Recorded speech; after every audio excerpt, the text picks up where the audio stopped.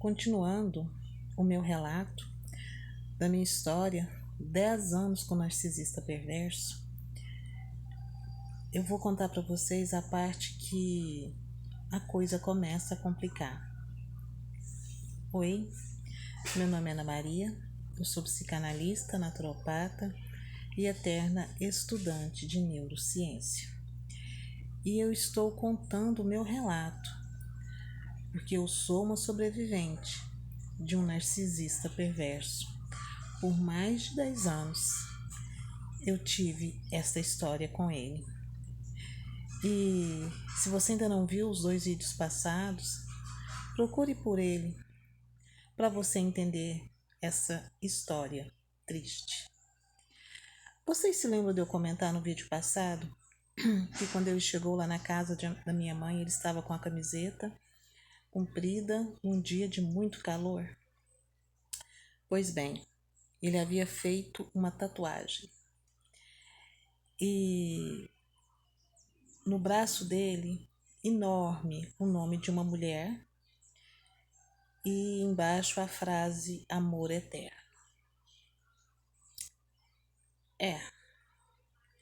Mesmo assim eu engoli e resolvi continuar a vida com ele. Mas eu quero fazer aqui um adendo.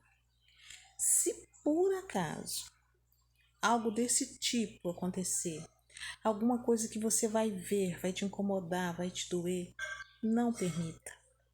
Não faça o que eu fiz. Não aceite. Porque o grande problema é que você se violenta. Exatamente. Porque isso jamais caberia dentro da antiga Ana Maria. Ali eu me vi totalmente perdida. Cada dia mais distanciada do meu eu, da minha essência, de quem eu verdadeiramente era. Toda vez que eu olhava aquela tatu, aquilo me validava como um verdadeiro nada. Mas ele percebeu. Porque a partir daí, a escala de maldade só ia aumentando. Mas só aumentou porque eu permiti.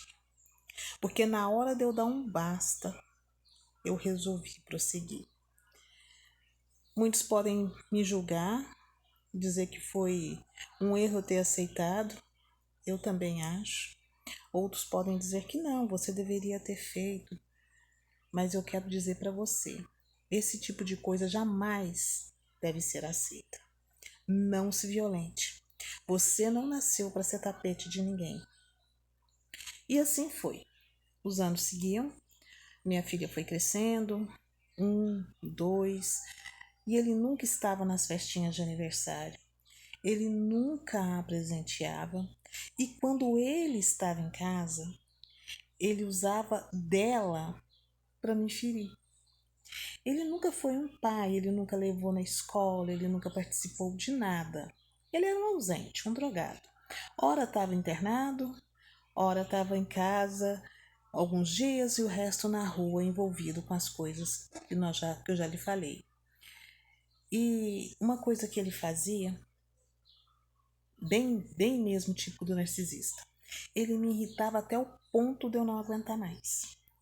E a hora que eu estourava, porque eu era um ser humano, ele falava para minha filha assim: eu vou sair, a sua mãe é uma chata. Ela briga com o papai todas as vezes que o papai chega. E como eu disse para vocês, essa criança era apaixonada com o pai.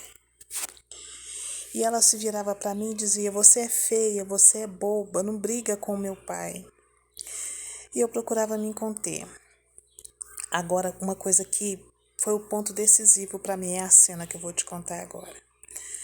Depois dele fazer isso, ele ia se arrumar cantando, tomar banho cantando, e ela, chorando, sentava na porta da sala, na esperança dele não sair, que ela o impedisse de sair. Ele falava que estava saindo porque eu havia brigado com ele, pulava ela e ia embora. Gente, ela ficava ali chorando. Ela chorava, não permitia que eu tirasse ela dali. comia ali na porta e muitas das vezes ela dormia ali, esperando ele voltar. E só depois que ela dormia é que eu conseguia tirar ela da porta. Isso foram várias vezes. Muitas das vezes estava chovendo, outras estava muito frio. E ele voltava dias e dias depois. E eu então decidi tomar uma atitude e comecei a buscar em Deus uma forma. Foi então que ele resolveu se internar. E foi assim para mim uma libertação. E eu fui, preparei todas as coisas para internar ele. Gente, lembrando que só eu trabalhava, só eu sustentava a casa, a filha e tudo mais.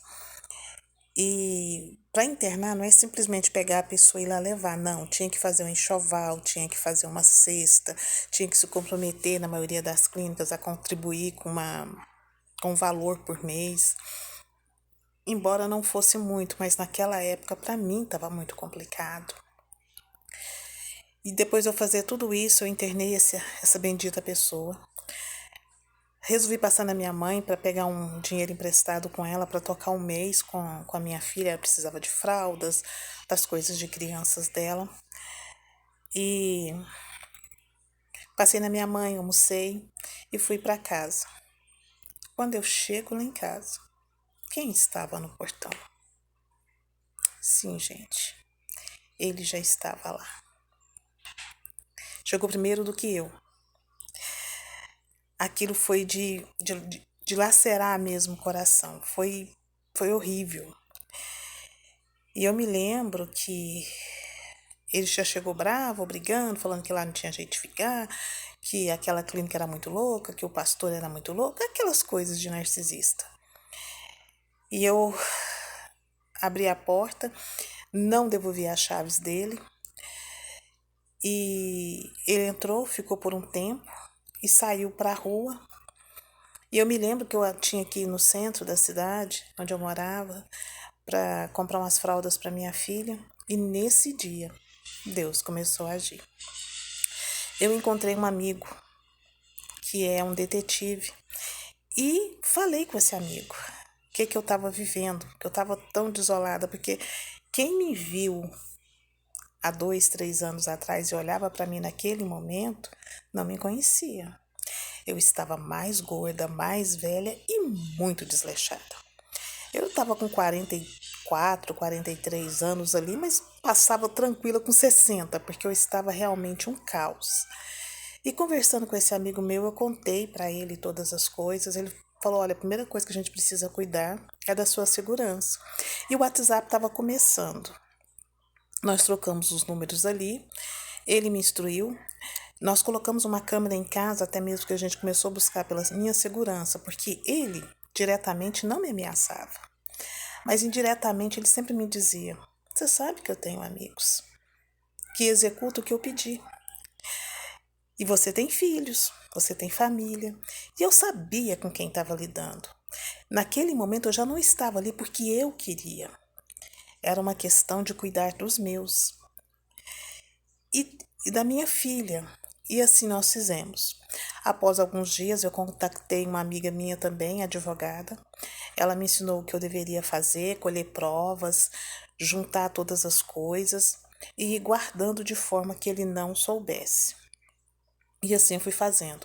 Eu sempre gravava quando ele chegava, sempre tinha fotos, tinha prints, e tinha uma câmera dentro e fora da minha casa. Muitas das vezes eu trabalhando, ele estava na minha casa com outras mulheres, usando drogas.